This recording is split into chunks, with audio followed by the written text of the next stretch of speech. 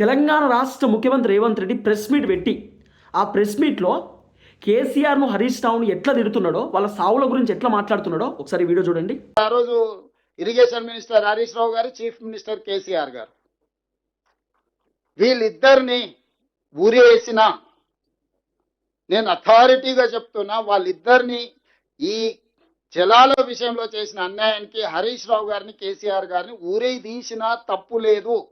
ఇదే middle east countries అయితే చౌరస్తాలనే ప్రజల చేత రాళ్లతో కొట్టించి చంపించుండేవాళ్ళు.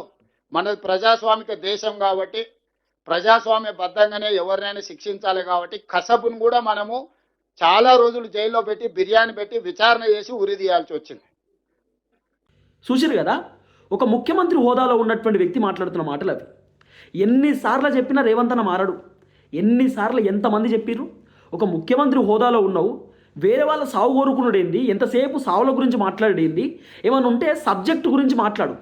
నీటి జలాల గురించి ప్రెస్ మీట్ పెట్టిను, నీటి జలాల గురించి మాట్లాడాలి కదా, ఆ ప్రాజెక్టుల గురించి మాట్లాడాలి కదా, ఎన్ని టీఎంసీల నీళ్లు ఏం కథ అనేది మాట్లాడాలి కదా. గవి కాదు, ఎంతసేపు విమర్శలే. సబ్జెక్ట్ ఉండదు మన దగ్గర, విమర్శలు మాత్రమే ఉంటాయి. ఎంతసేపు వాళ్ళని తిట్టాలి, వీళ్ళని తిట్టాలి. కేసీఆర్ సాగు కోరుకోవాలి, హరీష్ రావు సాగు కోరుకోవాలి, వాళ్ళని ఉరేసి చంపాలన్నట, లేకపోతే వాళ్ళని రాళ్లతో కొట్టి చంపుతుండేనట జనాలు.